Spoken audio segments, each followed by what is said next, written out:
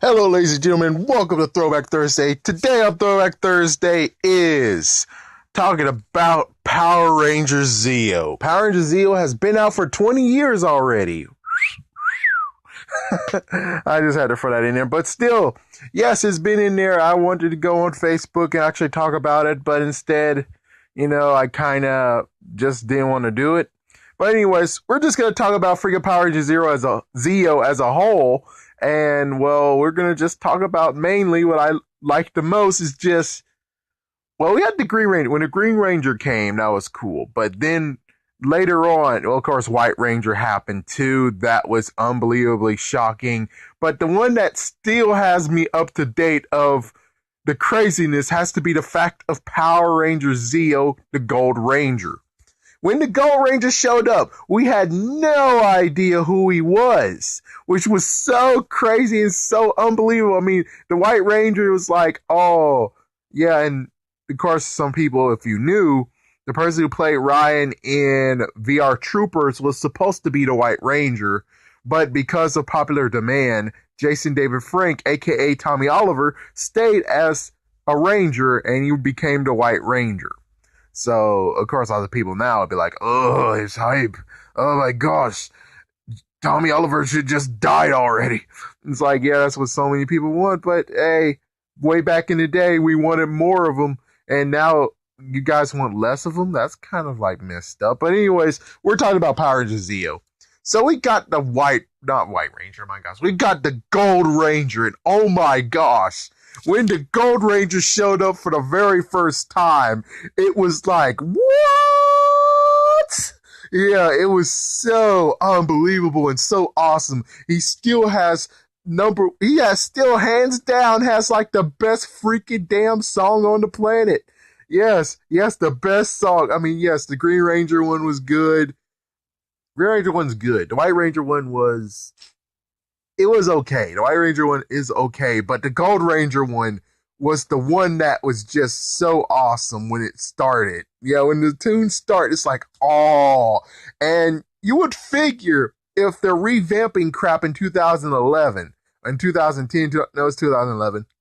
If they're revamping crap, you would have figured since, oh, in Power Rangers Samurai, they have the Gold Ranger. Revamp the Gold Ranger Power Rangers Zeo theme. It's like, oh, you guys are genius. Instead, it was like, no, we didn't give him his own theme. I don't know why, but it costs money and we don't want to give him his own theme. I'm like, come on, guys. Really?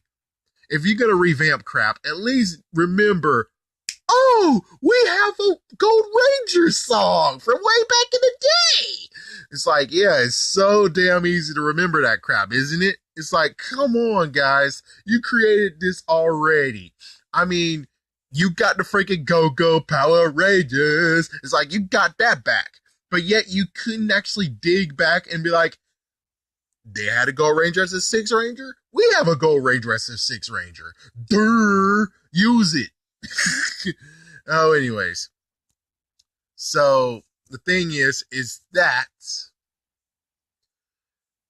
Gold Ranger was awesome. Of course, for those who didn't see it before, sorry for the spoiler, but here we go. I'm going to go with spoilers anyway. So the spoiler is that instead of being another person, an all new person, yeah, he had an all new person that showed up. He was part of the karate tournament. He was one of them. Another one, actually, we kind of thought it was Skull. It was Skull. And crazy enough, the person who plays Skull's son in the future actually tried to be the Gold Ranger from Power Rangers Samurai, but he got casted as Spike instead. Nice food for thought. Nice little tidbit. Yeah, so that was kind of crazy.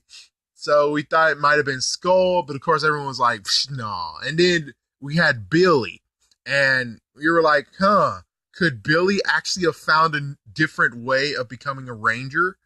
And sadly, no, because his contract, not knowing if his contract will hold or not, he wasn't up for being the Gold Ranger, even though, funny enough, because it did last all the way to the end of Zeo, even though they kind of wrote him off, and I was like, crap, and I'm like, okay, well, Yeah, here's the messed up part about Countdown to Destruction. It's like, okay, so we see the Aquatar Rangers in Aquatar fighting, correct? I can't believe that Billy would cower in the freaking place with his girlfriend.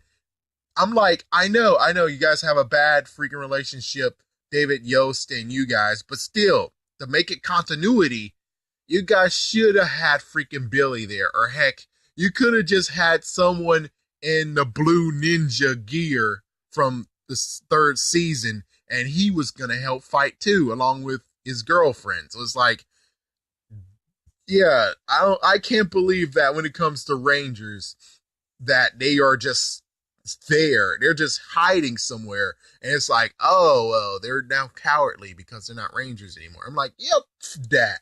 I believe that every single Ranger could actually have fought. Even if powerless, they would have actually tried to help. Justin showed up in the freaking damn series too in space, and I'm like, you're telling me you couldn't just get someone in a Zeo suit and fight as well? Seriously, a blue Zeo suit? You just did it in one episode. All you have to do is just show them fighting. So we're like, oh, there we go. It's like, yeah, so many continuity things when it comes to Power Rangers in space. So many messed up continuities. But anyway, still, Power Rangers Zeo. Power Rangers Zeo was a very good series. The only messed up drawback from Power Rangers Zeo that I still have up to date to say it's good, but it didn't end well. I mean, I would say it's a 9 out of 10 or an 8 out of 10. The real reason is just look at the last episode. So the previous episode before the last episode, we had the Rangers saying it's no time to summon the Zords, and you had the freaking Gold Ranger turning them big, and then they were fighting the Machine Empire without Zords. Yeah, they were actually big enough to fight the Machine Empire, and that's how it kind of ended, was that. Then we got a Christmas special, and that Christmas special fricked everything. It fricked everything over. Well, it didn't freak everything over, but still, it's kind of like, so you're telling me that Tommy and Catherine are together forever now. Not only that, but they're now old people, meaning that, yeah, and what's happened in Power Rangers Wild Force was that they showed that Tommy and Kimberly got back together, meaning that technically you guys should have had Tommy and Catherine still together. But apparently, yeah, you see the horrible continuity. And then Power Rangers Dino Thunder, if they were actually doing any more justice and some continuities, guess what? That means Catherine should have been his wife there. And yes, yes, you got Haley. And I know Catherine doesn't know anything about technology. Yes, we could easily say, oh, but she can learn how to do it. And I'm like, nah. What I believe is that maybe Catherine is now a stay-at-home wife. And then you have Tommy, who's a teacher. Or she could be a librarian. I'm not sure. But either way, oh, no. Nah, I think what she could actually do was become part of, because she's a good hiker. So I think she could actually have done something hiking wise. Anyways, yeah, with Power Rangers Zeo, they actually stapled the fact of Tommy and Catherine are together forever. They actually had a grandchild or grandchildren, and it turns out that who they had was a boy. So they actually had a son who is a Power Ranger, and we have yet to even get identified of which Power Ranger is he. It's like, come on, guys. Not only that, but he's an old Power Ranger, meaning that he is not a teenager at all. Because notice, he they do have kids. He does have kids, so that means that he's an older Power Ranger. So until they actually able to get to the point where, of course, I think Dino Charge could actually have done something, because Dino Charge in the original series when it was Super Sentai, they did have an old person as the Blue Ranger. So technically, if they really wanted to, they could actually have been like, all right, we're finally going to address the Tommy Oliver deal with the whole older son being a ranger. So it'd be like, yeah, but and oh my gosh, yes. So the freaking damn jump, they have to plan it out nicely. If they plan out the jump nicely, I think they can do it. But other than that, it's like, eh. But it's because of the Christmas special where I'm like, seriously though, we never really got a conclusion or an end to it, which did bring it into Countdown to Destruction. That's when everything truly ended. But still, it's like they didn't defeat the Machine Empire. And I think it's just Divatox that came. Yeah, that's all. Just Divatox came. She took over. Machine Empire, no idea where the frick they went. I have no idea. What I would have figured is that why not just say the dad got destroyed? It's like if the dad got destroyed, then the wife is all alone or something like that. I don't even know what happened in the real series. The original series, I have no idea how it ended. I just know the fact of the older brother, the oldest son, and his wife took over the Machine Empire, and then they got defeated as well.